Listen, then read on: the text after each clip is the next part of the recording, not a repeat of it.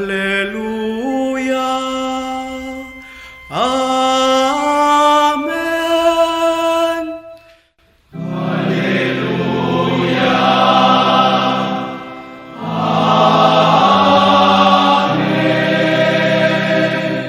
Bien, chers amis de Café Évangile, grâce à la tendresse, à l'amour de notre Dieu, quand nous visite l'astre d'en haut, pour illuminer ceux qui habitent les ténèbres et l'ombre de la mort, pour conduire nos pas au chemin de la paix. Bien-aimés dans le Seigneur, nous terminons le temps de l'Avent avec ces paroles de louange de Zacharie, qui après la naissance de Saint Jean le Baptiste, ayant ratifié le message de l'ange que Jean serait son nom, sa langue se délia.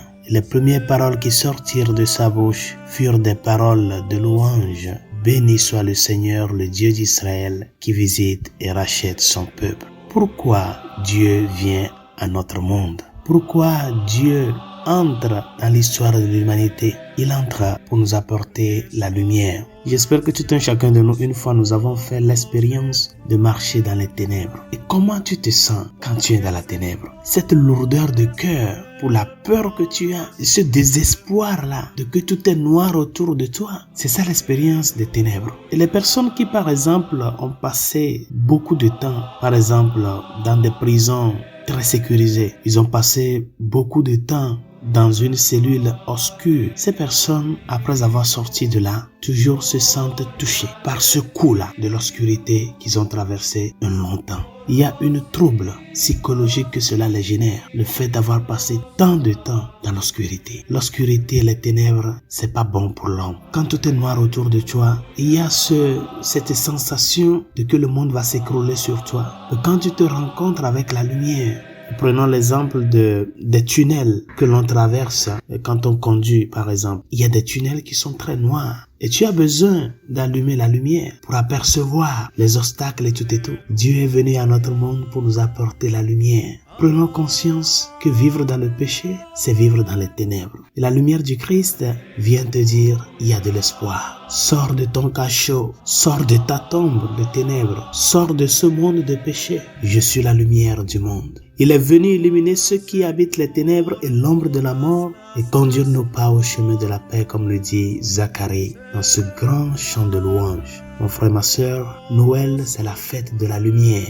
Et c'est à nous d'accueillir la lumière. C'est à nous d'accueillir cette lumière qui vient éclairer nos vies.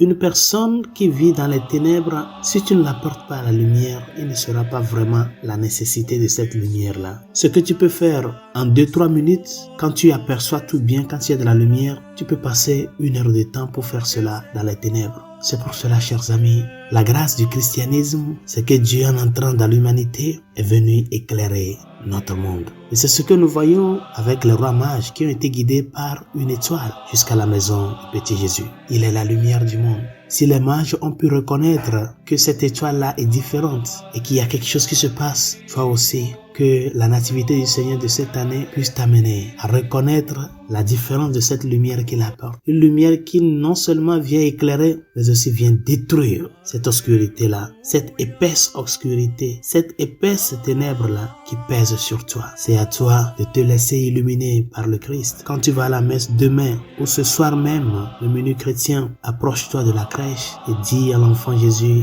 Seigneur, que ta lumière pénètre ma vie et m'illumine à jamais, afin que je sois maintenant et pour toujours fils de la lumière, évitant les occasions de péché et apprenant à transmettre la lumière que j'ai reçue de toi aux autres. Bonne journée, Dieu vous bénisse.